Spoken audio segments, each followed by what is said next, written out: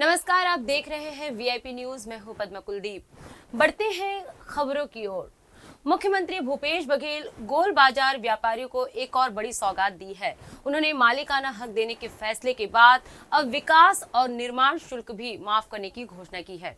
इससे कोरोना संकट काल से उभरे व्यापारियों को बड़ी राहत मिलेगी। मुख्यमंत्री बघेल से आज गोल बाजार व्यापारी महासंघ के पदाधिकारियों ने उनके निवास कार्यालय में सौजन्य मुलाकात की। इस दौरान मुख्यमंत्री ने व्यापारियों के अनुरोध पर निर्माण शुल्क और विकास शुल्क माफ करने की घोषणा की। इस घोषणा से गोल बाजार में व्यापार करने वाले लगभग 1000 से अधिक व्यापारियों को लाभ मिलेगा।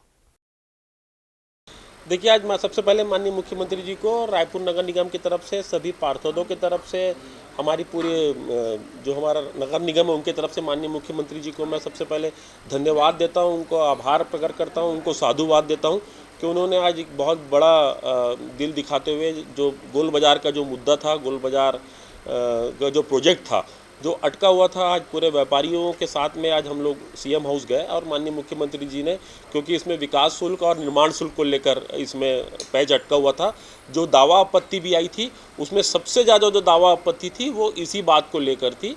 तो आज माननीय मुख्यमंत्री जी ने निर्माण शुल्क भी माफ़ कर दिया और विकास शुल्क भी माफ़ कर दिया। कुल मिला के हमें पहले 103 करोड़ रुपए इससे आने वाले थे, मगर अब क्योंकि ये दोनों माफ़ होने से करीब 80 करोड़ रुपया रायपुर नगर निगम को मिलेगा। रायपुर नगर निगम इस पैसे को शिक्षा, स्वास्थ्य, इसके अलावा जो हमारी जो नाली जो बेसिक जो हमारी है उसमें नगर निगम इसमें खर्चा करेगा। मुख्यमंत्री भूपेश बघेल ने आज किसानों के साथ रायपुर के साइंस कॉलेज ऑडिटोरियम में राज्य स्तरीय विकास प्रदर्शनी का शुभारंभ किया। पूर्व प्रधानमंत्री भारत रत्न स्वर्गीय राजीव गांधी की पुण्यतिथि पर जनसंपर्क विभाग द्वारा छत्तीसगढ़ में पिछले 3.5 वर्षों में हुए विकास और उपलब्धियों पर आधारित इस छायाचित्र प्रदर्शनी का आयोजन किया गया है। राज्य शासन की प्राथमिकता वाली योजनाओं पर इसमें विशेष रूप से फोकस किया गया है। अगले 1 महीने तक ये छायाचित्र प्रदर्शनी आम लोगों के लिए खुली रहेगी। मुख्यमंत्री बघेल ने प्रदर्शनी स्थान पर लगे पूर्व प्रधानमंत्री राजीव गांधी के चित्र पर पुष्प अर्पित कर उन्हें श्रद्धांजलि दी। उन्होंने प्रदर्शनी के उद्घाटन के बाद इसका अवलोकन भी किया। पूर्व प्रधानमंत्री भारत रत्न स्वर्गीय राजीव गांधी की पुण्यतिथि पर आज छत्तीसगढ़ राज्य के किसानों, भूमिहीन कृषि मजदूरों, पशुपालकों और समूह से जुड़ी महिलाओं को बड़ी सौगात मिली। मुख्यमंत्री भूपेश बघेल ने राज्य के 26,68,000 से अधिक किसानों, भूमिहीन कृषि मजदूरों, पशुपालकों और गौठानों से जुड़ी समूह की महिलाओं को 1804 करोड़ 50 लाख रुपए की राशि का सीधे उनके बैंक खातों में अंतरण किया। ये कार्यक्रम राजधानी रायपुर से लेकर सभी जिला मुख्यालयों में एक साथ आयोजित हुआ।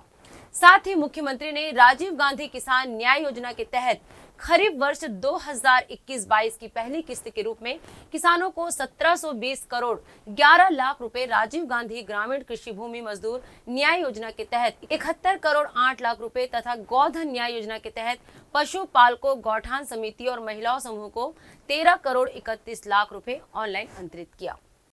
राजीव जी भारत रत्न और पूर्व प्रधानमंत्री के आज शहादत दिवस और इस अवसर पर अनेक कार्यक्रम आयोजित किए गए, जिसमें राजीव गांधी किसान न्याय योजना, राजीव गांधी भूमिहीन श्रमिक न्याय योजना, गोधन न्याय योजना के तहत राशि का वितरण हुआ है। और उसके साथ साथ आज पहला कंसाइनमेंट जो स्व सहायता समूह राजनांदगांव और दुर्ग के महिलाओं ने फूलों से जो गुलाल बनाया है उसे विदेश भेजा जा रहा है। मुख्यमंत्री भूपेश बघेल ने पूर्व प्रधानमंत्री भारत रत्न स्वर्गीय राजीव गांधी के शहादत दिवस पर स्वर्गीय राजीव गांधी के चित्र पर पुष्प अर्पित कर उन्हें श्रद्धांजलि दी। उन्होंने इस अवसर पर मुख्यमंत्री निवास में उपस्थित लोगों और कार्यक्रम से वर्चुअल रूप से जुड़े मंत्रियों, विधायकों, संसदीय सचिवों और अधिकारियों को आतंकवाद विरोधी दिवस की शपथ दिलाई। सभी ने देश की अहिंसा और सहनशीलता की परंपरा में दृढ़ विश्वास रखते हुए सभी प्रकार के आतंकवाद और हिंसा का डटकर विरोध करने, सभी वर्गों के बीच शांति, सामाजिक सद्भाव और सूझबूझ कायम करने और मानव जीवन मूल्यों को खतरा पहुंचाने वाली और विघटनकारी शक्तियों से लड़ने की शपथ ली। देखिए, राजीव जी आम जनता को सशक्त बनाना चाहते थे। संचार क्रांति के माध्यम से, कंप्यूटर के माध्यम से, शिक्षा के माध्यम से और पंचायती जो हमारा प्रजातंत्र है उसकी जड़ें और मजबूत करने के लिए त्रिस्तरीय पंचायती राज और नगरीय निकाय के चुनाव अनिवार्य रूप से उन्होंने कराने का फैसला किया। उसके कारण से प्रजातंत्र और मजबूत हुआ है। तो उसको सशक्त बनाने का काम किसानों को, मजदूरों को, युवाओं को, महिलाओं को। पूर्व प्रधानमंत्री राजीव गांधी की पुण्यतिथि पर आज मुख्यमंत्री भूपेश बघेल ने कबीरधाम जिला के 1,37,962 किसान, भूमिहीन मजदूर और गोबर विक्रेताओं के खाते में 80,58,16,851 रुपए अंतरित किए। पीजे कॉलेज ऑडिटोरियम में मंत्री मोहम्मद अकबर ने भूमिहीन लोगों को आवासीय भूमि का पट्टा भी वितरण किया। के पुण्यतिथि के अवसर पर आयोजित किया गया, जिसमें राजीव गांधी किसान न्याय योजना, गोधन न्याय योजना और राजीव गांधी ग्रामीण भूमिहीन कृषि मजदूर न्याय योजना, इन सभी हितग्राहियों के खाते में पैसा अंतरण किया गया है। और जिस प्रकार से छत्तीसगढ़ में कांग्रेस की सरकार ने चुनाव के पहले वायदा किया था, उन वायदों को लगातार पूरा करते चले आ रही है। और आज के इस कार्यक्रम का भी सफलतापूर्वक आयोजन हुआ है। जिन हितग्राहियों के खाते में राशि गई है, मैं अपनी ओर से उन सभी को बधाई देता हूं। अब तक हमने देखा कि इसके पहले आपने देखा कि योगी सरकार, रमन सरकार, ये सरकार भूपेश है तो भरोसा सरकार कह सकते हैं। वहीं राजीव गांधी किसान न्याय योजना के तहत खरीफ वर्ष 2021-22 की पहली किस्त का वितरण मुख्यमंत्री ने वर्चुअल माध्यम से किया। उसके बाद जिले स्तर पर आयोजित कार्यक्रम के माध्यम से राजीव गांधी किसान न्याय योजना, गोधन न्याय योजना और राजीव गांधी भूमिहीन किसान मजदूर योजना के संदर्भ में अतिथियों ने किसानों को बताया। राजीव गांधी किसान न्याय योजना के तहत महासमुंद जिले के 1,39,682 किसानों को 127 करोड़ की राशि का वितरण किया गया। कार्यक्रम का आयोजन शंकराचार्य भवन में किया गया। जिला स्तरीय कार्यक्रम में गौ सेवा आयोग के अध्यक्ष महंत राम सुंदर दास, संसदीय सचिव विनोद चंद्राकर, कलेक्टर, एसपी सहित विभागीय अधिकारी और बड़ी संख्या में क्षेत्र के किसान मौजूद थे। के पूर्व प्रधानमंत्री भारत रत्न राजीव गांधी जी का आज बलिदान दिवस है और आज के दिन सम्माननीय मुख्यमंत्री भूपेश बघेल जी ने राशि का हस्तांतरण किए हैं, जिसमें राजीव गांधी न्याय योजना, राजीव गांधी भूमिहीन श्रमिक योजना और गोधन न्याय योजना, इन तीनों हितग्राहियों को उन्होंने राशि उनके खाते में हस्तांतरित किया है। इसलिए मैं उन समस्त हितग्राहियों को बहुत बहुत धन्यवाद और साधुवाद देना चाहता हूँ, उनको बधाई भी देना चाहता हूँ, क्योंकि हमारा छत्तीसगढ़ कृषि प्रधान राज्य है और अब खेती किसानी करने का समय आ गया है। सभी किसानों को पैसा का आवश्यकता पड़ता है और इस समय सम्माननीय मुख्यमंत्री जी उनके खातों में राशि डाल करके बहुत बड़ा सहयोग किया है। अब किसान निश्चिंत होकर के अपने खरीफ फसल की तैयारी बहुत अच्छे ढंग कर सकते हैं। छत्तीसगढ़ में इन दिनों चल रहे हसदेव आंदोलन मामला अब सियासी रूप ले चुका है। मामले को लेकर आम आदमी पार्टी ने आज मुख्यमंत्री निवास का घेराव किया और हसदेव जंगल बचाने की मांग की है। आंदोलन के दौरान बड़ी संख्या में आम आदमी पार्टी कार्यकर्ता मौजूद रहे। इस दौरान पुलिस और कार्यकर्ताओं के बीच जमकर झूमाझपटी भी हुई है। इस दौरान आंदोलन का नेतृत्व कर रहे प्रदेश प्रभारी संजीव झा और आप कार्यकर्ताओं से बातचीत की हमारे संवाददाता ने।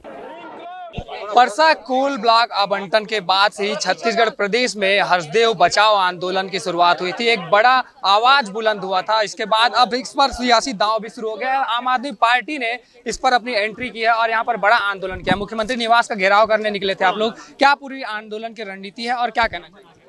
देखिए, हमारे सभी कार्यकर्ता लगातार वो तमाम लोग जो हसदेव के जंगल को बचाने को लेकर आंदोलन कर रहे हैं, उनके साथ खड़ी है। लगातार अलग अलग जगह आंदोलन कर रहे हैं। हमारे प्रदेश अध्यक्ष कोमल हुपेंद्र जी ने पूरी पार्टी हमारी हसदेव में जाकर आंदोलन किया। आज रायपुर में आकर हम इनको जगाने आए हैं, हम इनको कहने आए हैं, भूपेश जी आपने वादा किया था छत्तीसगढ़ की जनता के कि हम जंगल नहीं कटने देंगे। आपके राष्ट्रीय अध्यक्ष राहुल गांधी ने कहा था, उस जगह जाकर कहा था कि हम जंगल नहीं कटने देंगे। आज आप धोखाधड़ी कर रहे हैं छत्तीसगढ़ की जनता के साथ। आज आप छल रहे छत्तीसगढ़ जनता के साथ। आज उन तमाम लोगों की आत्मा रो रही होगी जिन्होंने छत्तीसगढ़ राज्य बनाया था। क्यों बनाया था? उन्होंने कहा था अपने लोग होंगे तो जल जंगल जमीन बचेगा। आज आप अदानी की दलाली कर रहे हैं। जनता माफ़ नहीं करने वाली और ये लड़ाई तब तक जारी रहेगा जब तक ये आंदोलन, जब तक ये जंगल कटने का फरमान वापस नहीं होता। विपक्ष में बैठी भाजपा भी कोई विरोध करती हुई नजर नहीं आ रही है। अब तक कोई बयान भी पूरे ही मामले पर सामने नहीं आया। कैसे देखते हैं? ये जो जुगलबंदी है ना भाजपा और कांग्रेस की, ये बाहर विरोध है, अंदर तो भाई भाई हैं। वो बीजेपी कांग्रेस भाई भाई हैं, देश बेचकर मलाई खा रहे हैं दोनों। बस ये जनता के सामने एक्सपोज हो चुका है अब। तो इसीलिए अब छत्तीसगढ़ में इनको मलाई नहीं खाने देंगे हम। छत्तीसगढ़ में सड़कों पर संघर्ष तब तक जारी रहेगा जब तक ये अदानी की दलाली बंद न कर दें और ये जंगल कटने का फरमान वापस न ले लें। छत्तीसगढ़ में विधानसभा चुनाव भी नजदीक है। कुछ राजनीतिक दलों का कहना है कि विधानसभा चुनाव में एंट्री के लिए आप लोग ये गेम खेल रहे हैं। भाई आप भी कर लो। कांग्रेस को किसी ने रोका है क्या? भाजपा को किसी ने रोका है क्या? इसका मतलब है आपको छत्तीसगढ़ की चिंता नहीं है, आपको छत्तीसगढ़ के जल जंगल जमीन की चिंता नहीं है, आप छत्तीसगढ़ के मूल निवासी आदिवासी के साथ आप खड़े नहीं हैं। आप विरोध भी करते हैं तो सत्ता में आने से, कांग्रेस ने पहले विरोध किया सत्ता में आने के लिए, अब जुगलबंदी दोनों की हो गई है, अब दोनों की कमीशन सेट हो गया है। तो मुझे ये लगता है कि ये सच है कि अगर राजनीति ऐसी होनी चाहिए, जनता के साथ खड़ा हो, जनता के मुद्दों के साथ खड़ा हो, छत्तीसगढ़ के जल जंगल जमीन बचाने को हो। तो अगर छत्तीसगढ़ के जल जंगल जमीन बचाना राजनीति है तो हाँ, हम राजनीति करने आए हैं। छत्तीसगढ़ में तीसरा विकल्प आम आदमी को पार्टी। देखिए, हम लड़ाई लड़ने आए हैं, वो जनता तय करेगी। अब छत्तीसगढ़ में जनता के इस जो खिलाफ जो जंगल कटने का अभियान है उसको मुंसबे कामयाब नहीं होने देगी। तो ये आप देख सकते हैं, ये हैं हमारे साथ जो आम आदमी पार्टी के प्रदेश प्रभारी संजीव झा जी, जो दिल्ली के विधायक भी हैं और छत्तीसगढ़ में एक बड़े आंदोलन की शुरुआत उन्होंने की है। आज हसदेव बचाओ आंदोलन को लेकर आम आदमी पार्टी ने यहाँ पर सियासी एंट्री मारी। अब देखने वाली बात ये होगी कि आने वाले समय में ये आंदोलन और कहाँ तक पहुँच पाती है। कैमरा पर्सन होरीलाल साहू के साथ अंकित मिश्रा की report, VIP news, Raipur. Raipur नगर निगम के सभापति प्रमोद दुबे इन दिनों लद्दाख टूर पर गए थे। इस दौरान उनके साथ नगर निगम के 15 से 16 अधिकारी भी लद्दाख गए थे। 15 से 16 अधिकारियों के साथ सभापति की ये टूर फिर एक बार चर्चा का विषय बन गया है। दरअसल भाजपा के वरिष्ठ पार्षद मृत्युंजय दुबे ने इस पर आपत्ति दर्ज कर बताया है कि किसी राजनीतिक दल के व्यक्ति का एक ही समय पर एक ही फ्लाइट में 15 से 16 राजपत्रित अधिकारियों के साथ घूमने जाना कई शंका और संदेह को जन्म देता है। वहीं भाजपा पार्षद द्वारा लगाए आपत्ति को महापौर एजाज ढेबर ने खारिज करते हुए उनका व्यक्तिगत टूर बताया है। नगर निगम के 16 अधिकारी छुट्टी लेकर नगर निगम के सभापति प्रमोद दुबे के साथ 9 मई से लेकर 16 मई तक लेह लद्दाख के पिकनिक पर्यटन घूमने के लिए, मौज मस्ती के लिए गए थे। तो यहाँ नगर निगम आयुक्त से पूछा गया है कि एक शासकीय अधिकारी छुट्टी लेकर एक राजनीतिक दल के नेता के साथ कैसे घूमने फिरने जा सकता है, जब शहर में बूंद बूंद पानी के लिए जनता तरस रही हो।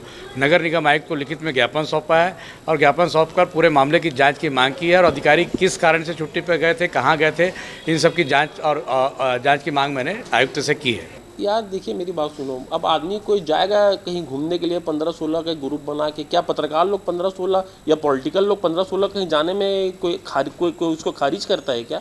भाई अगर कोई 15-16 लोग इकट्ठा होकर, आप भी लोग सब लोग इकट्ठा होकर जाओगे तो कोई इसको कोई आपत्ति करेगा? अब यार उनकी पर्सनल ज़िंदगी भी सबकी होती है, आपकी भी पर्सनल ज़िंदगी, उनकी भी पर्सनल ज़िंदगी। अगर वो गए हैं तो ऐसा तो नहीं है कि अगर वो गए हैं तो यहाँ पर कोई बहुत नहीं, मैं सही या गलत में नहीं जाता। वो छुट्टी पे लेके गए थे, मैं गलत और सही पे नहीं जाता, मगर ये वो लोग छुट्टी लेके गए थे। आइए लेते हैं एक छोटा सा ब्रेक।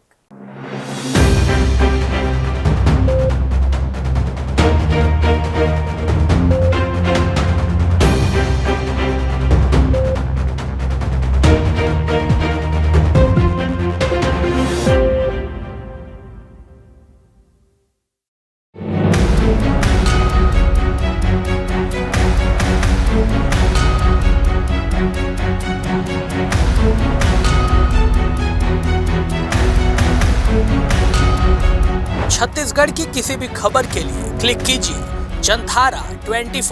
हमने जीता है 25 लाख से ज्यादा पाठकों का विश्वास। सूचना और खबरों की बाढ़ के बीच भरोसे का नाम है जनधारा 24। अपडेट रहने के लिए आज ही गूगल प्ले स्टोर से डाउनलोड करिए जनधारा 24 का मोबाइल ऐप।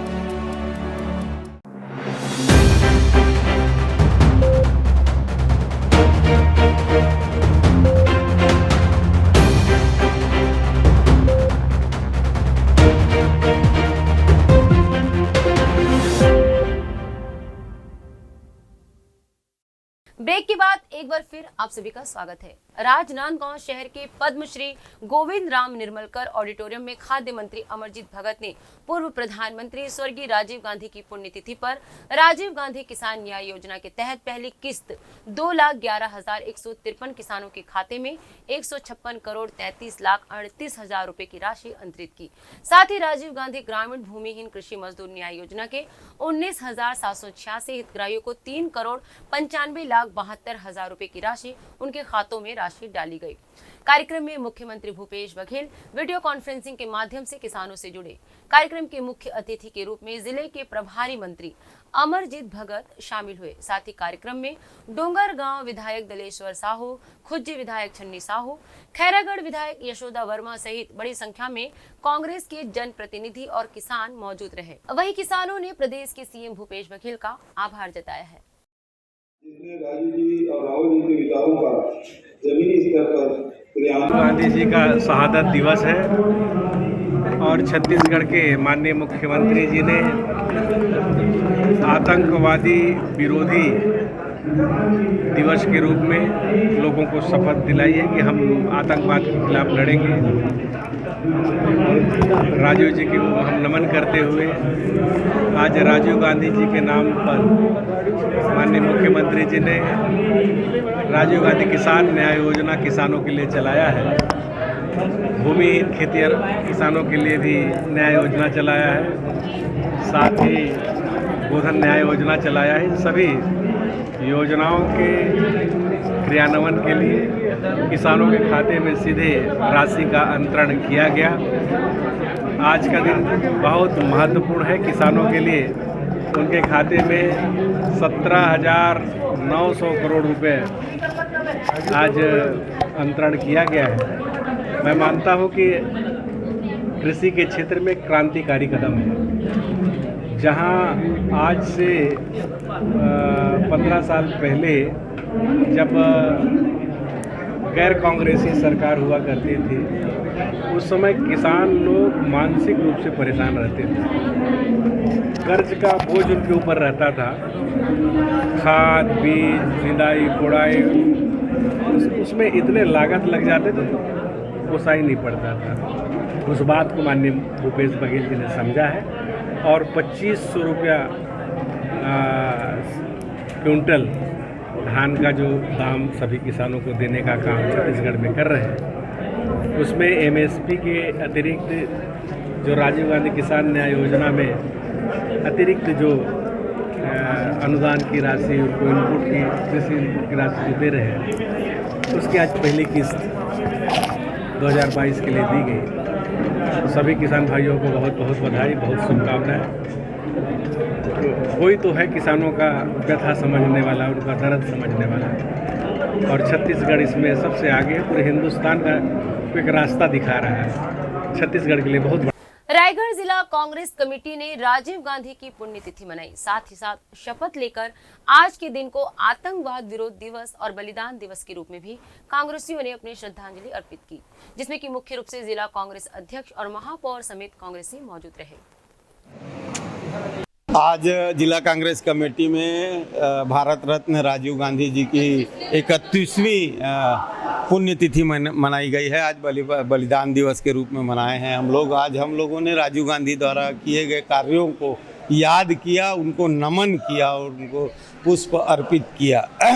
आज हम लोगों ने आतंकवाद विरोध दिवस के रूप में आज का श्रद्धांजलि दी है उनको। हाँ, आज हम लोग ना कांग्रेस कमेटी में एकत्रित हुए हैं, सभी महिला कांग्रेस, और राजीव गांधी जी का पुण्यतिथि मनाए हैं और फूल माला चढ़ा के श्रद्धांजलि दिए हैं।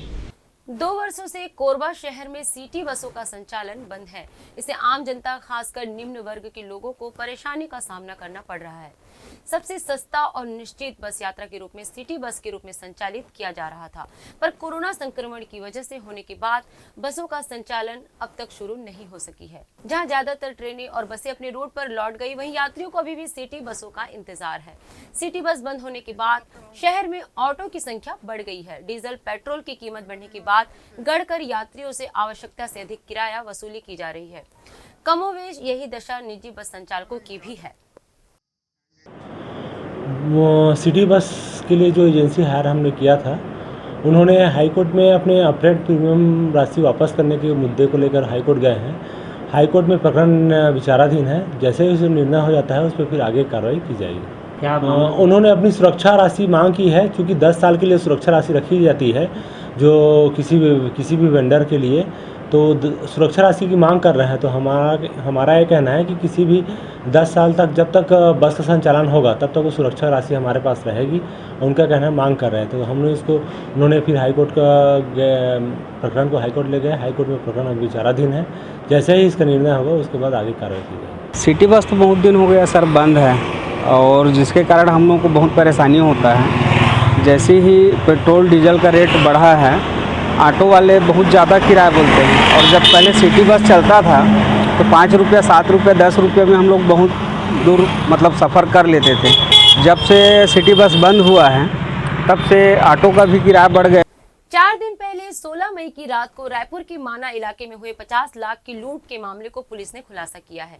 मामले में शामिल 11 में से 8 आरोपियों को पुलिस ने गिरफ्तार कर लिया है। वहीं उनके पास से लूट के 7,95,000 रुपए नगद, ATM कार्ड और पासबुक भी बरामद किया गया है।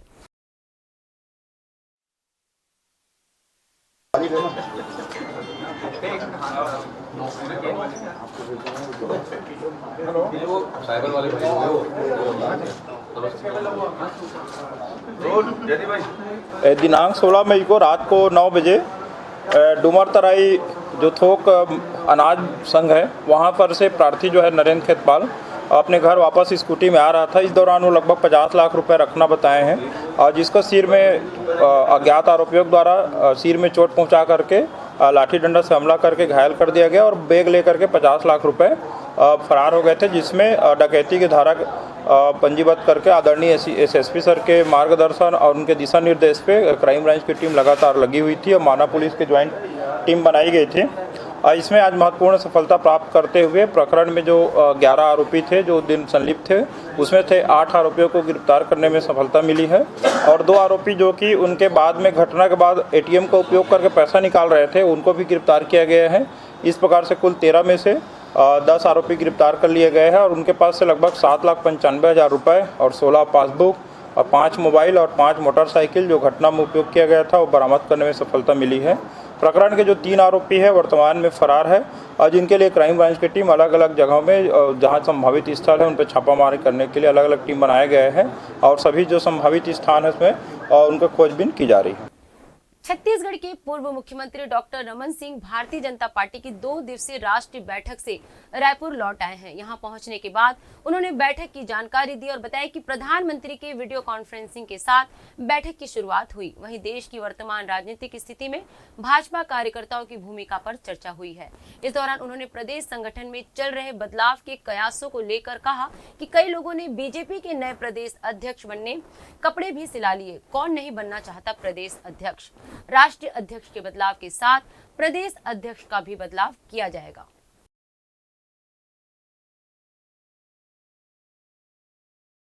सर 2 दिवसीय बैठक रहा, क्या क्या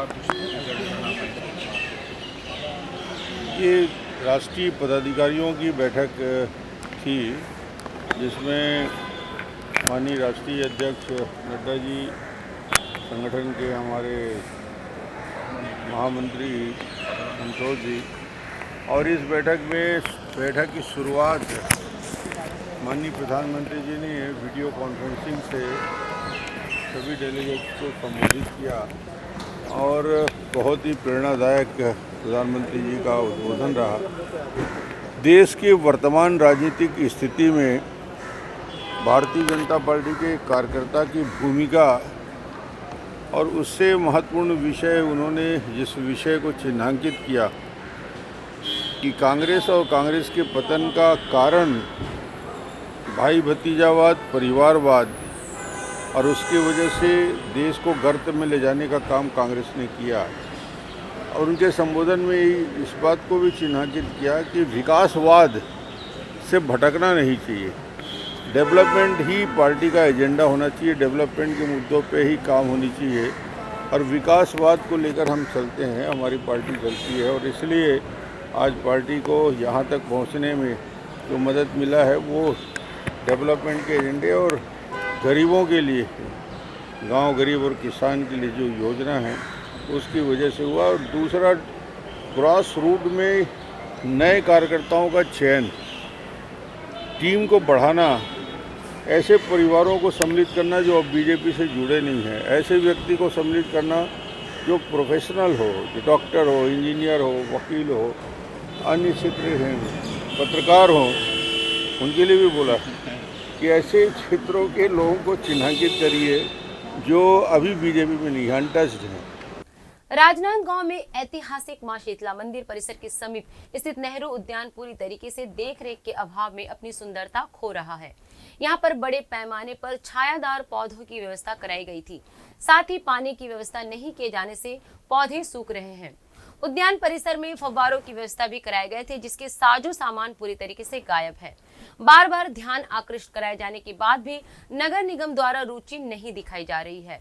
वहीं कांग्रेस के पार्षद ऋषि शास्त्री ने इस उद्यान की बदहाल स्थिति को लेकर कहा कि असामाजिक तत्वों के द्वारा उद्यान की सुंदरता को खराब किया जा रहा है, जिसके लिए नगर निगम के टोल फ्री नंबर 1100 में शिकायत करने और असामाजिक तत्वों के ऊपर कार्यवाही करने की बात कह रहे हैं।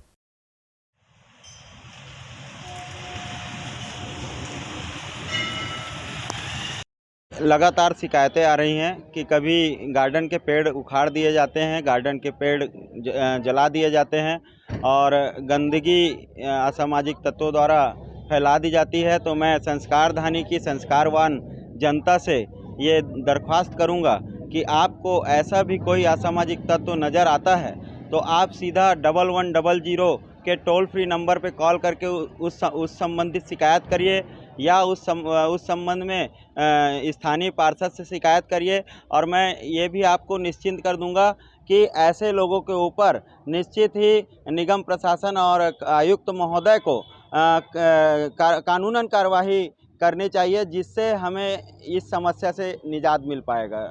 आइए अब लेते हैं एक छोटा सा ब्रेक।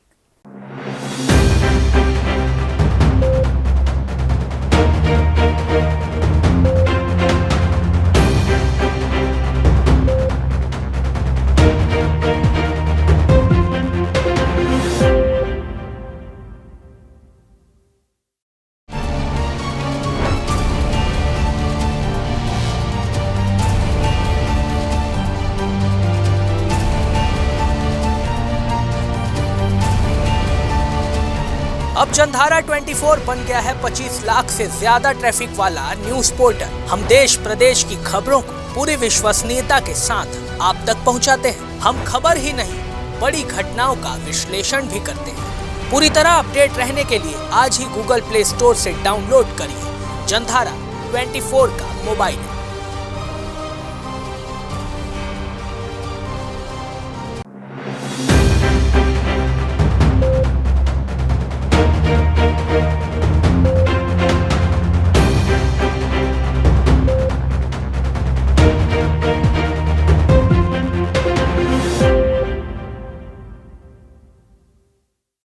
ब्रेक के बाद एक बार फिर आप सभी का स्वागत है। पटेवा पुलिस ने अल सुबह हिरण का शिकार करने वाले 4 लोगों को गिरफ्तार किया है। इन लोगों के पास से पुलिस ने बंदूक और मृत हिरण का शव बरामद किया है। पकड़े गए चारों आरोपी लोहराडीह के जंगल से बंदूक की मदद से हिरण का शिकार करके ले जा रहे थे। मृत मादा हिरण की उम्र करीब 4 साल बताई जा रही है। पुलिस की गिरफ्त में आए मोहम्मद शकील खान 42 वर्ष, जमील खान 48 वर्ष, मजीद खान 42 वर्ष, रंगू 42 वर्ष, ये सभी 52 केरल के रहने वाले हैं। पुलिस ने इन आरोपियों को गिरफ्तार कर वन विभाग के सुपुर्द किया है। वन विभाग मृत हिरण का पोस्टमार्टम कराकर अंतिम संस्कार किया है। ये पूरा मामला महासमुंद वन परिक्षेत्र का है। इस बुलेटिन में फिलहाल इतना ही। देखते रहिए VIP न्यूज। नमस्कार।